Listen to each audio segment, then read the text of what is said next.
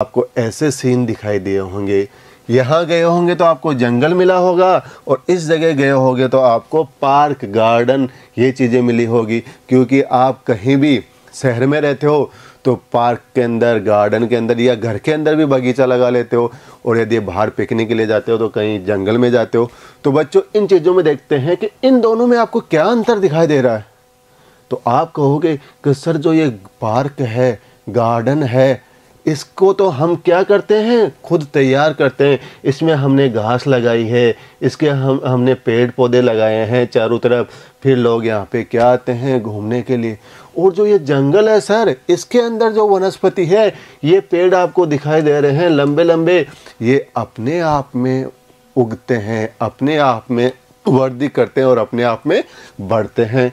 तो क्या हुआ आपका अंतर कि ऐसी वनस्पति जो क्या हो, प्रकृति के द्वारा स्वयं उगाई जाती हो, उसकी वृद्धि की जाती हो और वो बढ़ती रहती है, और जिसमें मानव का क्या नहीं होता, कोई हस्तक्षेप नहीं रहता। तो ऐसी वनस्पति को हम क्या कहेंगे, प्राकृतिक वनस्पति। और ऐसी वनस्पति या पेड़ पौधे जिनको क्या करता हो, मानव रोपित करता हो, मानव तैयार करता हो, तो उसे कहेंगे हम मानव रोपित वनस्पति। तो चलते हैं हम किस पे, अपने टॉपिक पे, प्राकृतिक वनस्पति। तो बच्चों नोट कर लो अपने रजिस्टर के अंदर, अपनी नोटबुक के अंदर, प्राकृतिक वनस्पति। प्राकृतिक वनस्पति से अभिप्राय उस पौधा या समुदाय से है जो लंबे समय तक बिना किसी बाहरी हस्तक्षेप के उगता हो, तो उसे हम क्या कहेंगे, प्राकृतिक वनस्पति कहेंगे। ये आपको एक डायग्राम दिखाई दिया है। इस डायग्राम में आप जितनी भी वनस्पति देखोगे, ये जितने भी पेड़ पौधे हैं, ये क्या हो रहे हैं, अपने आप बढ़ रहे हैं, अपने आप उग रहे हैं और अपने आप वृद्धि कर रहे हैं।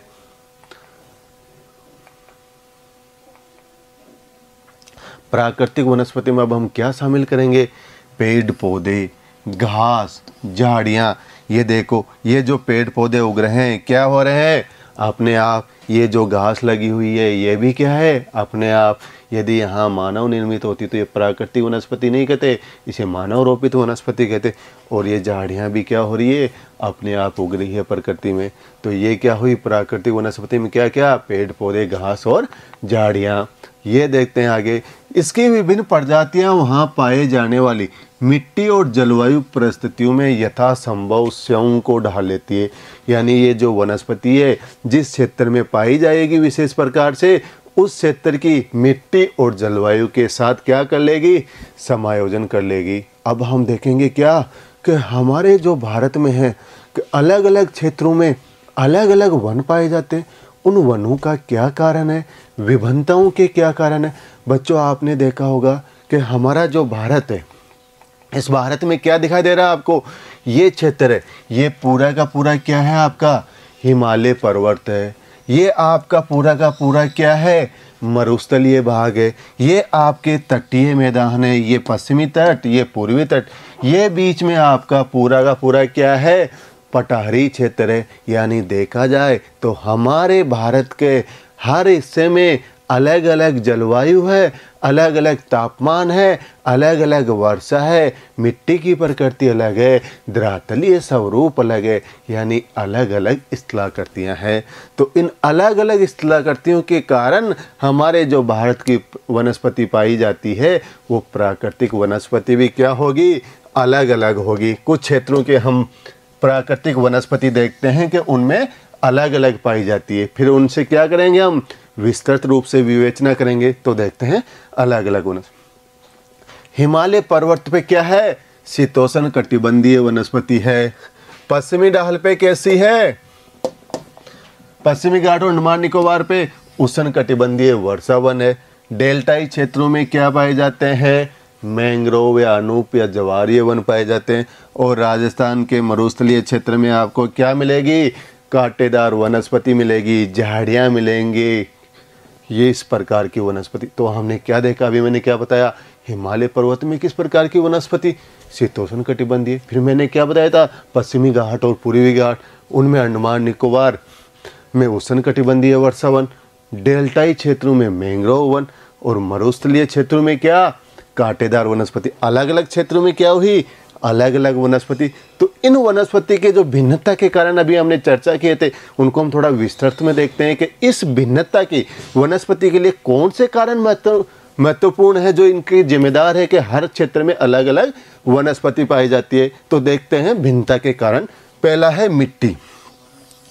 आपने देखा होगा कि भारतीय कृषि अनुसंधान परिषद ने भारत में 8 प्रकार की मिट्टियों का वर्गीकरण किया गया है। किसी क्षेत्र में लाल मिट्टी पाई जाती है, किसी में जलोढ़, किसी में काली, किसी में लेटेराइट, तो किसी में पर्वतीय मिट्टी पाई जाती है। यानी हर क्षेत्र में अलग अलग मिट्टी पाई जाती है। कहाँ पे खादड़ क्षेत्र है, कहाँ पे बांगड़ क्षेत्र है। तो जिस प्रकार की मिट्टी कहाँ पे क्या होगी, कठोर होगी, कहाँ पे क्या होगी, मुलायम होगी। तो अलग अलग क्षेत्रों में मिट्टी के अनुसार क्या होगी, वनस्पति भी होगी। दूसरा देखते हैं तापमान। एक सामान्य पौधे को अपनी वृद्धि या विकास के लिए उसे कम से कम 6 डिग्री सेंटीग्रेड तापमान आवश्यक है। उसके बाद में हर क्षेत्र में क्या होगा, अलग अलग तापमान के अनुसार पौधा क्या करेगा, वृद्धि करेगा। हम हिमालय क्षेत्र में देखते हैं तो वहाँ पे क्या होता है, ये क्या है हमारा हिमालय क्षेत्र। इस क्षेत्र में देखते हैं तो क्या है, बर्फ ही बर्फ गिरती है। पश्चिमी भाग में देखते हैं, राजस्थान के मरुस्थलीय भाग में, तो वहाँ पे क्या है, तापमान ज़्यादा है। यदि हम तटीय भागों में देखते हैं, पश्चिमी तटीय और पूर्वी तटीय भागों में, तो वहाँ की जलवायु सम है। तो यानी हर क्षेत्र में क्या है, तापमान अलग अलग है। तो तापमान अलग अलग है तो वनस्पति भी क्या होगी, अलग अलग होगी। तीसरे में चलते हैं वर्षा। यदि हम पश्चिमी घाट की बात करें या हम उत्तरी पूर्वी भाग की बात करें, तो वहाँ पे वर्षा क्या होगी, ज़्यादा होगी। और ये कहा जाता है कि वनस्पति वर्षा का अनुसरण करती है। यानी वर्षा के अकॉर्डिंग क्या होगी, वनस्पति। हमने देखा हमारे किसमें, इस पश्चिमी भाग में, मरुस्थलीय भाग में वर्षा की क्या होती है, कमी होती है। अगर वर्षा की कमी होती है तो वहाँ पे क्या मिलेंगे, ऐसे वन मिलेंगे, कांटेदार वन, झाड़ियाँ, जो शुष्क ऋतु के अंदर भी क्या हो जाते हैं, उग जाते हैं। तो यहाँ पे कांटेदार वनस्पति पाई जाएगी। अगर बात करें हम उत्तरी पूर्वी भारत की, जहाँ पे बंगाल की खाड़ी से मानसून उठ के क्या होता है, इस क्षेत्र में यहाँ पे गारो, कांसी, जयंतियाँ पहाड़ियाँ हैं। यहाँ से ये कीपनुमा आकृति की पहाड़ियाँ, तो यहाँ से बंगाल की खाड़ी से मानसून उठा और यहाँ पे टकरा जाता है। तो इस भाग में सबसे ज़्यादा वर्षा होती है। आपने नाम सुना होगा मासिनराम, चेरापूंजी, दोनों कहाँ पे हैं, मेघालय के अंदर है। भारत की नहीं, विश्व की सबसे ज़्यादा वर्षा होती है कहाँ पे, मासिनराम, मेघालय के अंदर। तो यहाँ पे वर्षा ज़्यादा होएगी तो वहाँ पे कौन से वन पाए जाएंगे, उष्णकटिबंधीय वर्षा वन पाए जाएंगे। तो वर्षा भी एक इसका मुख्य कारण है, किसका, प्राकृतिक वनस्पति में विभिन्नता का। थर्ड देखते हैं धरातलीय स्वरूप। कहीं पे हमारा स्वरूप की स्थलाकृति क्या है, पर्वतीय है, कहीं पठारी है, कहीं मैदानी है। तो उन क्षेत्रों में इस धरातलीय स्वरूप के कारण क्या होगी, वनस्पति भी क्या होगी, अलग अलग होगी। सूर्य का प्रकाश, कई जगह क्या होता है, जो भूमध्य रेखा के सारे जो वन होते हैं वो इतने क्या होते हैं, सघन होते हैं कि सूर्य का प्रकाश उनका नीचे तक नहीं पहुंच पाता। तो वहाँ पे भी वनस्पति का अलग अलग होगा। तो ये हुए हमारे विभिन्नता के कारण, क्योंकि भारत में जो वनस्पति पाई जाती है उसमें क्या, कौन से कारण है, मिट्टी, तापमान, वर्षा, धरातलीय स्वरूप, सूर्य का प्रकाश। इन सभी कारकों की वजह से हमारे भारत में अलग अलग क्षेत्रों में अलग अलग वनस्पति पाई जाती है। तो देखते हैं कि भारत में मुख्य रूप से कितनी प्रकार की वनस्पति पाई जाती है। वनों के प्रकार, पहला है उष्णकटिबंधीय सदाबहार वन। उष्णकटिबंधीय सदाबहार वन या उष्णकटिबंधीय वर्षा वन, और इसी में आपको दे रखा है सदाबहार वन के साथ ही अर्ध सदाबहार वन। दूसरा देखते हैं उष्णकटिबंधीय पर्णपाती वन, उष्णकटिबंधीय कांटेदार वन, पर्वतीय वन, और पांचवा है वेलांचली व अनूप वन। तो यदि भारत में वनों का वर्गीकरण करना हो तो कितने प्रकार के वन पाए जाते हैं, 5 प्रकार के वन पाए जाते हैं जिनमें मिट्टी और जलवायु प्रमुख आधार है। तो पहला कौन सा? उष्णकटिबंधीय वर्षा वन, जिसे उष्णकटिबंधीय सदाबहार या अर्ध सदाबहार वन। दूसरा उष्णकटिबंधीय पर्णपाती वन। थर्ड उष्णकटिबंधीय कांटेदार वन। चौथा पर्वतीय वन और पांचवा वेलांचली या अनूप वन। ये 5 प्रकार के वनों का हम डिस्कशन इस चैप्टर में करेंगे। पहला देखते हैं उष्णकटिबंधीय सदाबहार वन।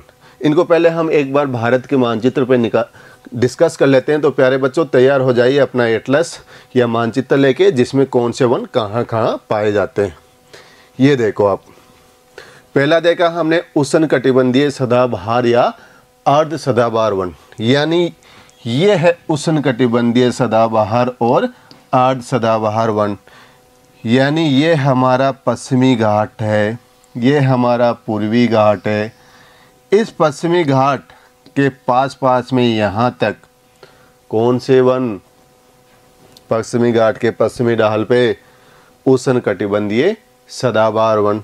कुछ भाग यहाँ पे कोरोमंडल तट के पास में, कुछ यहाँ पे उत्तरी सरकार तट के पास में, कुछ वन यहाँ उत्तरी पूर्वी पहाड़ियों में पाए जाते हैं। कौन से वन? पहले नंबर के वन उष्णकटिबंधीय सदाबहार वन। और कुछ यहाँ पे मैंने आपको बताया था कौन सा केंद्र शासित प्रदेश है? अंडमान निकोबार केंद्र शासित प्रदेश। तो उष्णकटिबंधीय सदाबहार वन कहाँ कहाँ हो गए? इस क्षेत्र में क्या हो गए? उष्णकटिबंधीय सदाबहार वन। दूसरे वन देखते हैं उष्णकटिबंधीय पर्णपाती वन। इनको आर्द्र पर्णपाती वन और शुष्क पर्णपाती वन, 2 भागों में इसको हम क्या करेंगे? विभाजन करेंगे। जहाँ पे थोड़ी वर्षा अधिक होगी उन्हें आर्द्र पर्णपाती वन, और जहाँ पे वर्षा थोड़ी कम होगी उन्हें शुष्क पर्णपाती वन कहेंगे। यानी ये जो हमारा हिस्सा है इसमें ये कौन से वन पाए जाएंगे? प्रायद्वीपीय पठार के अंदर उष्णकटिबंधीय पर्णपाती वन। अब थर्ड है उष्णकटिबंधीय कांटेदार वन। मैंने कहा था कि जहाँ पे बारिश कम होगी, वर्षा कम होगी, तो ये हमारा जो पश्चिमी भाग है राजस्थान का या गुजरात का कुछ भाग है, या ये जो किस कहते हैं इसको वृष्टि छाया क्षेत्र, इसके अंदर ये क्या पाए जाएंगे? कांटेदार वन पाए जाएंगे। चौथा देखते हैं पर्वतीय वन, यानी ये हिमालय क्षेत्र हमारा जो डॉट डॉट दिख रहा है आपको, जम्मू कश्मीर के अंदर थोड़ा उत्तरी पंजाब, हिमाचल प्रदेश इधर, और इधर अरुणाचल प्रदेश, नागालैंड, असम, इस क्षेत्र में कौन से क्षेत्र? वन? पर्वतीय वन। अब चलते हैं 5वें नंबर पे वेलांचली या अनूप वन। आपने बच्चों ध्यान से पढ़ा हो तो हमने पढ़ा था सिंधु नदी तंत्र, गंगा नदी तंत्र और ब्रह्मपुत्र नदी तंत्र। यदि गंगा नदी और ब्रह्मपुत्र नदी को आपने पढ़ा हो अच्छी तरह से, तो वो बांग्लादेश में जब गिरती है मेघना के नाम से, तो वहाँ पे एक सबसे बड़ा डेल्टा बनाती है। आपको मैंने बताया था कौन सा डेल्टा? सुंदरवन डेल्टा। तो इस क्षेत्र में कौन से वन? वेलांचली या अनूप वन। मैंने कहा था वहाँ पे सुंदरी वृक्ष की अधिकता होती है, जवारी वन पाए जाते हैं। तो जो नदियाँ डेल्टा बनाती है, डेल्टाई भागों में, कुछ गुजरात में भी पाए जाते हैं। यहाँ पे ये देखो, यहाँ पे और यहाँ पे जवारी क्षेत्र के अंदर। तो ज़्यादातर क्या होगा? गंगा ब्रह्मपुत्र का डेल्टा के पास, कृष्णा, गोदावरी, महानदी और कावेरी नदियों, इनके डेल्टाई क्षेत्र में कौन से वन पाए जाएंगे? वेलांचली या अनूप वन पाए जाएंगे। अब देखते हैं पहला उष्णकटिबंधीय सदाबहार व अर्ध सदाबहार वन। यानी इनकी हमें 3 चीज़ें आपको याद रखनी है। कौन सी? पहला, इनका क्षेत्र कौन कौन सा है, कि किस क्षेत्र में पाए जाते हैं। दूसरा, इनके लिए कितने डिग्री सेंटीग्रेड तापमान की आवश्यकता है और कितने सेंटीमीटर वर्षा की आवश्यकता है। तीसरा, कि इसके अंदर मुख्य वृक्ष कौन कौन से पाए जाते हैं। तो आपको 5 प्रकार के वनों में मुख्य क्षेत्र, वर्षा, वनस्पति, वर्षा हो गया, तापमान हो गया और मुख्य वृक्ष हो गए, और कुछ 1-2 उनकी विशेषताएं हो गई। तो देखते हैं पहला उष्णकटिबंधीय अर्ध सदाबहार वन। ये 5 प्रकार के वन अभी आपने चर्चा की। उष्णकटिबंधीय सदाबहार अर्ध सदाबहार वन, पर्णपाती वन, उष्णकटिबंधीय कांटेदार वन और पर्वतीय वन और वेलांचली या अनूप वन। अब देखते हैं उष्णकटिबंधीय सदाबहार व अर्ध सदाबहार वन क्षेत्र।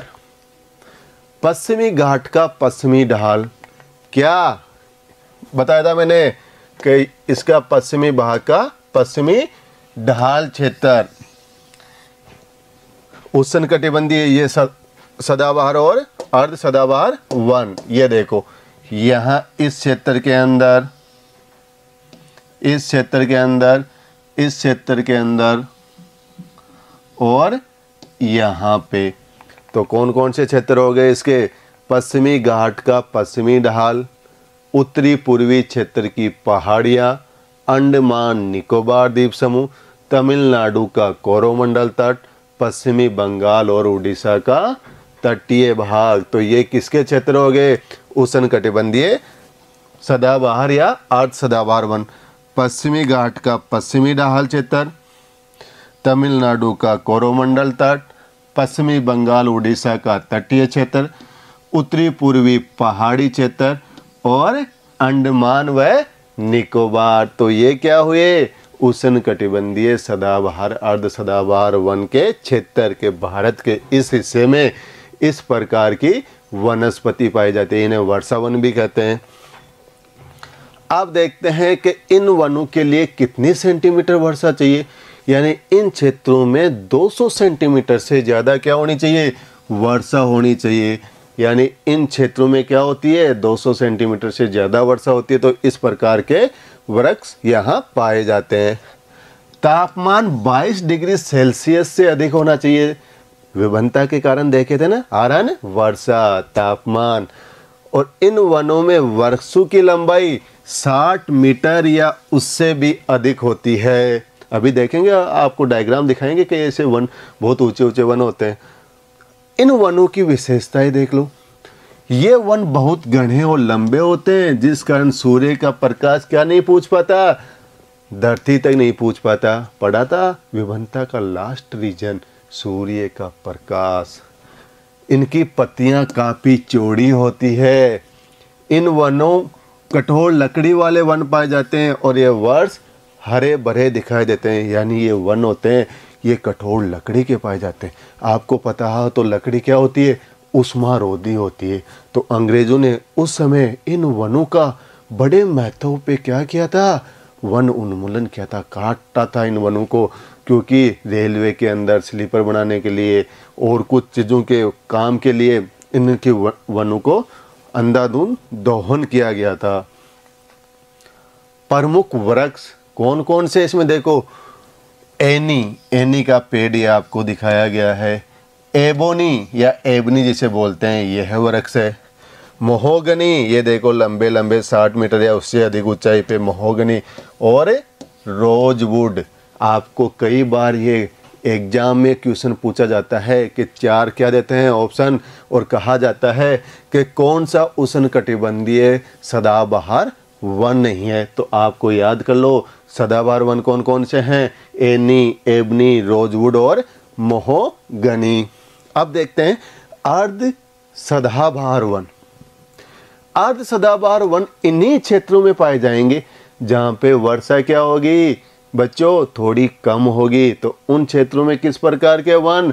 अर्ध सदाबहार वन। और बाकी विशेषता क्या होगी? सब सेम होगी। तो अर्ध सदाबहार वन उन्हीं क्षेत्रों में अपेक्षाकृत कम वर्षा वाले भागों में पाए जाते हैं।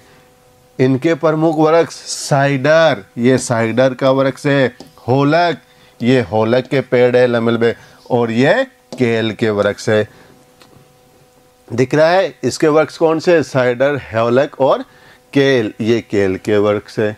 तो बच्चों इन वनों का भी क्या हुआ है? बड़े पैमाने पे क्या हुआ है? व्यापारिक स्तर पे इनको काटा गया है अंग्रेज़ों के द्वारा उस टाइम पे। आपके एनसीईआरटी की पाठ्य पुस्तक में भी क्या हुआ है? इनको दिया हुआ है। तो आपको वनों की महत्ता भी जानना जरूरी है कि वन किस प्रकार से हमारे उपयोगी है। कि जैसे हमारे वर्षा लाने में सहायक होते हैं, हमारे किसके सहायक होते हैं? घर के फर्नीचर के काम में सहायक होते हैं, जलाऊ लकड़ी के लिए सहायक होते हैं। कई चीज़ों से इनसे बहुमूल्य उपयोगी वस्तुएं भी बनाई जाती है। तो ये हुआ हमारा किस प्रकार का वनस्पति, उष्णकटिबंधीय सदाबहार व अर्ध सदाबहार वन। एक बार मैं आपको रिपीट कर देता हूँ, रिवीजन हो जाए आपका। याद रखिए, इन वनों के लिए वर्षा कितनी, 200 सेंटीमीटर से अधिक। तापमान कितना, 22 डिग्री सेंटीग्रेड से अधिक। क्षेत्र कौन से, पश्चिमी घाट का पश्चिमी ढाल, तमिलनाडु का कोरोमंडल तट, पश्चिम बंगाल उड़ीसा का तटीय क्षेत्र, उत्तरी पूर्वी पहाड़ी प्रदेश और अंडमान निकोबार क्षेत्र। इनके मुख्य वृक्ष कौन से, एनी, एबोनी, महोगनी और रोजवुड। अर्ध सदाबहार वन यानी उन क्षेत्रों से यदि थोड़ी बारिश कम हो रही है, वर्षा कम हो रही है, तो उन क्षेत्रों में किस प्रकार की वनस्पति, अर्ध सदाबहार वनस्पति। इनके मुख्य वृक्ष कौन कौन से, साइडर, होलक और केल। तो बच्चों, मेरे इस वीडियो के साथ आप उष्णकटिबंधीय सदाबहार व अर्ध सदाबहार वनस्पति को पोज कर करके देखिए और अपने मानचित्र में इन स्थानों को जो मैंने बताए थे अंकित कीजिए। और मिलते हैं हम अगले वीडियो में।